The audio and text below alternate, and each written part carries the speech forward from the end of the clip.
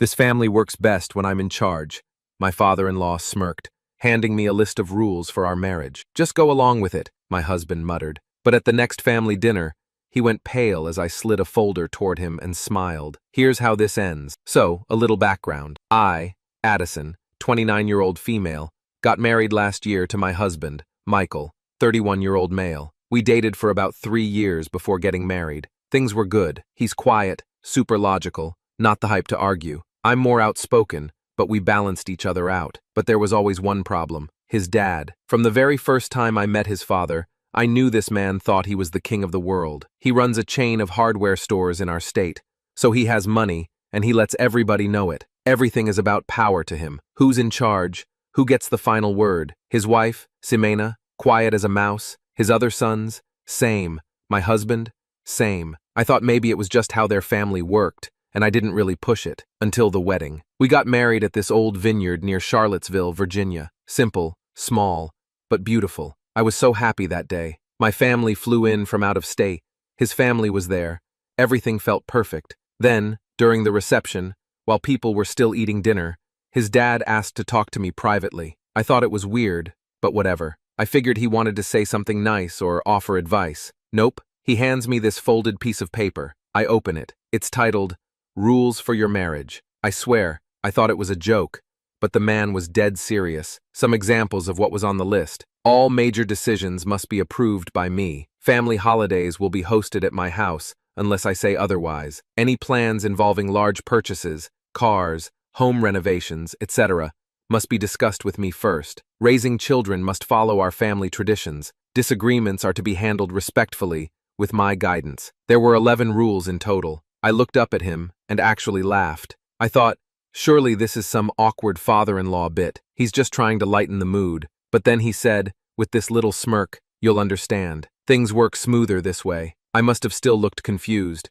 because he added, just keep the peace. Everyone's happier when I'm involved. I didn't know what to say, so I just folded the paper and said, okay, thanks. Later that night, I showed my husband the list. He didn't even act surprised. He just said, yeah, just go along with it. It's easier. That's when it clicked. This man had been controlling his whole family for decades. My husband was trained to just keep his head down, smile, agree, move on. But I am not wired like that. I didn't fight about it that night. I didn't argue. I just smiled and nodded. But, in my mind, the wheels were already turning. We got back from our honeymoon a week later. I waited until the dust settled and made an appointment with a lawyer in Richmond, someone who specializes in boundary issues with extended family. I walked in with the list. The lawyer read it and immediately looked up at me and said, so what exactly is your father-in-law's role in your marriage? I told her the truth. Nothing. At least, there shouldn't be one. We spent the next 2 hours going over everything. What he could do legally, what he couldn't, how to set boundaries without starting World War III, what my rights were if he tried to interfere with finances or property. She explained that if he ever crossed into things like trying to control property titles, financial accounts, or childcare decisions, I'd have every right to shut him down. But she also said, honestly, the best thing is to make it crystal clear that you're not playing his game. We drafted a document, not a legal threat, but a formal notice that would draw the line, something to hand over if he tried anything again. It was simple, direct, professional. Basically, it said, thank you for your interest in our household decisions. Going forward, please direct any suggestions through my husband and me together. Major decisions will be made privately between the two of us. We will not be seeking external approvals. Thank you for understanding. Clean, clear, ironclad. Then I waited. It didn't take long. 2 months later, my husband and I started talking about buying our first house. We'd been saving up for a while, started going to open houses, meeting with realtors, all that stuff. Guess who heard about it and invited us over to discuss our plans? Yup, we show up at his house. He's already got folders on the table, listings he's picked out, mortgage plans he's printed from the bank. He's got a full-on presentation ready. My husband, of course, just sits down and starts flipping through the pages like this is normal. Meanwhile, I take out my folder and hand him the document. He opens it, reads it, quiet. For once, the man had no comeback, no smug smirk, no sarcastic comment, just silence. I waited. He finally looked up and said, "Is this necessary?" "Yes," I said. "It is." And that was it. For the first time since I met him, he didn't push back. He didn't argue. He just nodded. We left after that. My husband didn't say much on the way home. He seemed relieved, honestly, like someone had finally said the thing he'd been too afraid to say his whole life. And I'm not saying it fixed everything overnight, but it changed the energy. Things have been quieter since then, at least for now. For a couple of months after I handed him that document, everything seemed calm, too calm. We bought a house just outside of Richmond. A cute 3-bedroom place with a big yard and a screened porch. My husband seemed happier than I'd ever seen him, like he was breathing fresh air for the first time. But I knew better than to believe his father was done, and I was right. It started small, little comments during Sunday dinners at his house. "Oh, you went with that neighborhood? Interesting. Hope you got the pipes checked. Those houses over there are known for issues." Or, "When you're ready to remodel, I have a contractor. Don't sign anything until I approve the plans." I ignored it. I figured if I didn't feed the fire, he'd lose interest. But no, he was just getting started. About 6 months after moving in, my sister-in-law Rachel had her first baby. Of course, father-in-law latched on hard, acting like he was the world's best grandpa. Constant visits, buying baby stuff no one asked for, telling her how to feed the baby, how to dress the baby, when the baby should sleep. It was exhausting just watching it happen. Then one night over dinner, he turned to me and said, "When you two have kids, we'll do it the proper way. I'll help set the schedule. We can use the family doctor. I'll handle the daycare search. I already have ideas." I just stared at him, and my husband stayed quiet, stared at his plate. I felt the heat in my chest, but I forced a smile and said, "Well, that's a long way off." He leaned back, smug as ever. "You'll thank me. I know how these things should be done." That night I told my husband flat out, "I'm not doing this. I'm not bringing kids into a situation where your father thinks he's the third parent." And my husband just sighed and said, "I know. I don't know how to stop him. This is just how he is." I didn't sleep much that night. Then came the real twist. One afternoon, out of nowhere, my husband got an email from his dad. It was an offer to help with our mortgage. Help, in quotes. Because here's what the offer actually said. "I'm willing to pay off a portion of your loan. In return, I'd like my name added to the deed. Purely for family security, of course. Nothing will change on your end. But if anything were to happen, I can step in and make sure the house stays in the family. Let me know." I felt sick reading it. This man wasn't slowing down. He was escalating. He wanted a legal tie to our house, control over where we live, our biggest investment. And here's the worst part. My husband actually thought about it. "Maybe it's worth considering," he said that night. "It would take a lot of pressure off, less debt." That's when I realized the depth of the grip his father had on him. This wasn't just habit. It was survival mode. He couldn't even recognize manipulation when it was happening. I told him, "Absolutely not. I don't care if we never pay off this house. He is not getting his name on anything we own." It turned into the biggest fight we'd ever had. My husband was torn between me and the man who'd been controlling him since birth. "I won't do it, and I'm not afraid to take steps if I have to." That got through to him slowly. The next day we emailed his father back. "Thanks for the offer, but we're not interested. Our home is our own. Simple, final." But the damage was done. Father-in-law now saw me as the problem, the one pulling his son away, the one breaking tradition. About a week later, I got a call from an unknown number. I answered, thinking it was a work call. It was him. "I think we should meet," he said. "Just the two of us. Talk woman to man. Clear the air." Something about the way he said it made my skin crawl, but I agreed. I wanted to hear what he had to say. We met at this old diner halfway between our house and his. He was already there when I arrived, sitting in a corner booth, sipping black coffee like some kind of mafia boss. I sat down, didn't bother with small talk. He leaned forward and said, "Listen, I don't know what you think you're doing, but this family has a way of operating. Always has. You can fight it all you want, but eventually you'll see. It's better to have me on your side or things get difficult." I looked him straight in the eye and said, "Difficult for who?" He just smiled. I finished my water, stood up and said, "Thanks for the chat." On the drive home I realized something. This man wasn't just trying to control us. He thought he owned us, and he wasn't going to stop until we either gave in or pushed back hard enough to make him regret it. So I called my lawyer again, and this time we started drafting something a whole lot stronger. I thought the meeting at the diner was his big play, his warning shot, but no, that was just his warm-up. The real move came a month later. It was a Saturday morning. I was out back pulling weeds when my husband came outside looking pale. I knew something was wrong right away. He just handed me his phone, a group text sent to him, his brothers, his mom, and me. "Family meeting at my house tonight. Non-negotiable. Future family plans, holiday arrangements, financial security and expectations going forward, attendance mandatory." I stared at the screen. I asked my husband, "What the hell is this?" He shrugged. I've never seen him do something like this before. And that's when it clicked. This wasn't just about us anymore. He was pulling everyone in, his whole family. He wanted an audience. This man thought he was going to publicly put me in my place.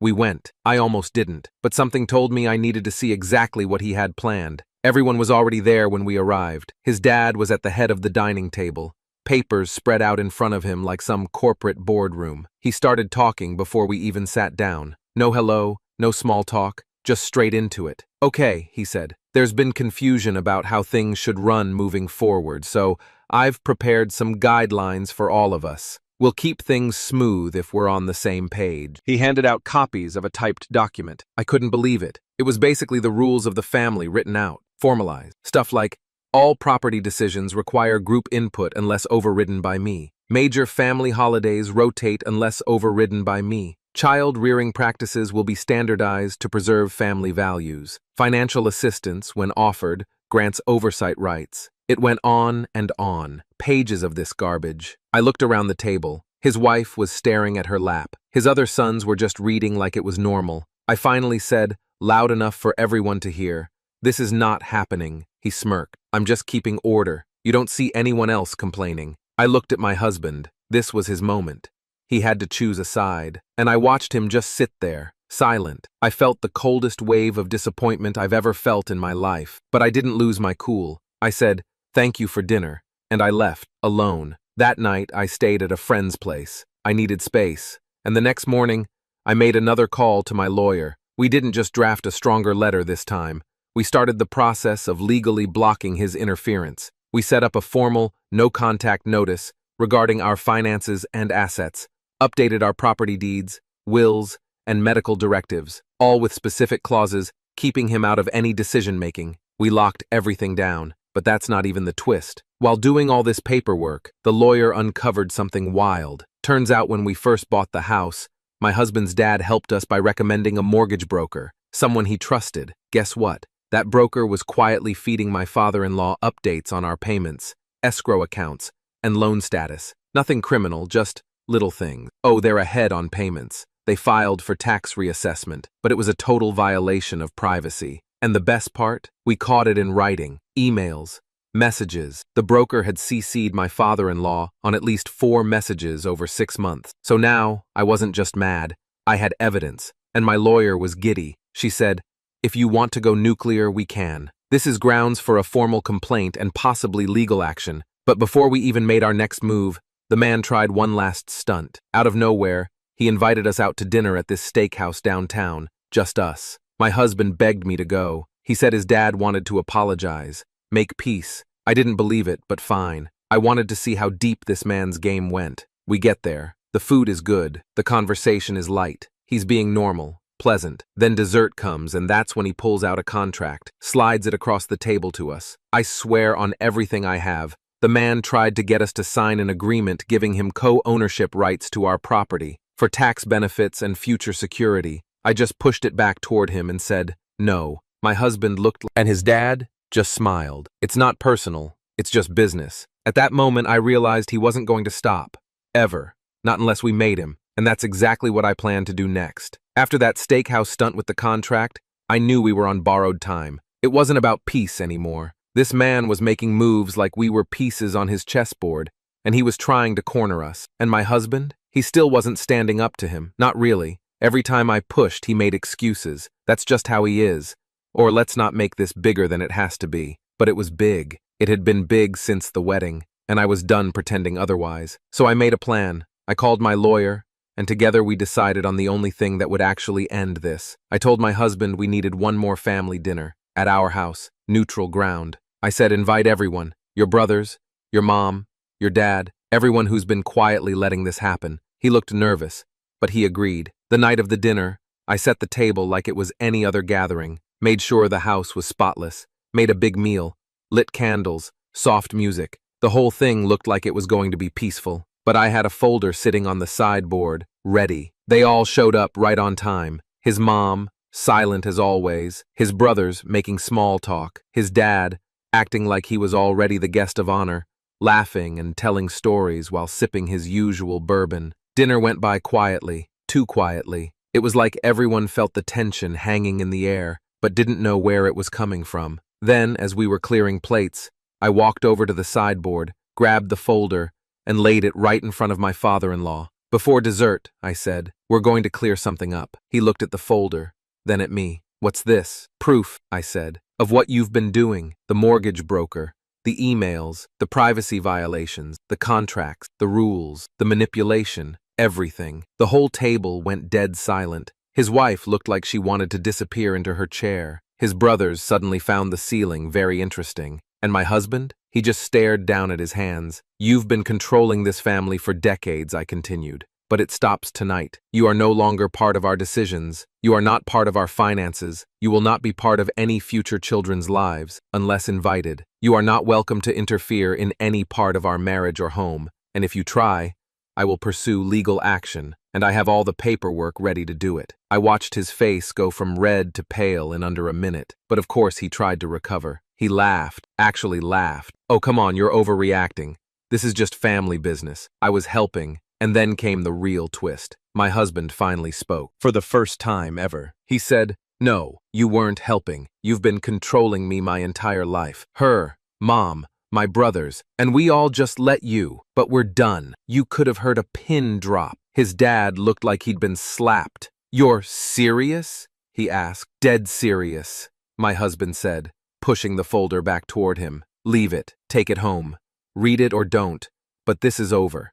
You don't run us anymore. And then came the part I didn't expect. His mom started crying, right there at the table. Years of silence just cracked open all at once. She said, do you know what it's been like living under this all these years? I don't even know who I am anymore. His brothers, who'd barely spoken all night, both nodded. One of them added, I thought this was just how families worked. Now I see it's not. Meanwhile, his dad just sat there. No comeback, no jokes, no smirk. For the first time since I met him, he looked small and alone. He left before dessert, didn't say goodbye, just got up, took the folder, and walked out. The room stayed quiet long after the door shut. No one really knew what to do. My husband looked at me and said, I should have said something years ago. I nodded. Yeah, but you did it now. His mom stayed behind to help clean up. I caught her staring at the door a lot, like she half expected him to come back. He didn't, at least not that night. The next week was weird. No calls from him, no emails, nothing. It was like he'd just vanished. My husband seemed lighter, freer, but also sad in a way I didn't expect. I think he finally realized how much of his life had been spent trying to keep his dad happy. And me, I felt exhausted, angry, but also relieved, not just for myself, but for the whole family. Because here's the truth, it was never just about me. It was about a man who built his entire identity on control. And what happens when the people you control finally wake up? A few weeks later, his dad finally sent an email. It was short. I've read everything. I see where this is going. I'll keep my distance, for now. No apology, no real admission, but honestly, that was probably the closest we'd ever get. And that was fine, because the difference now was clear. This time, it wasn't up to him anymore. We had the power, and we weren't giving it back.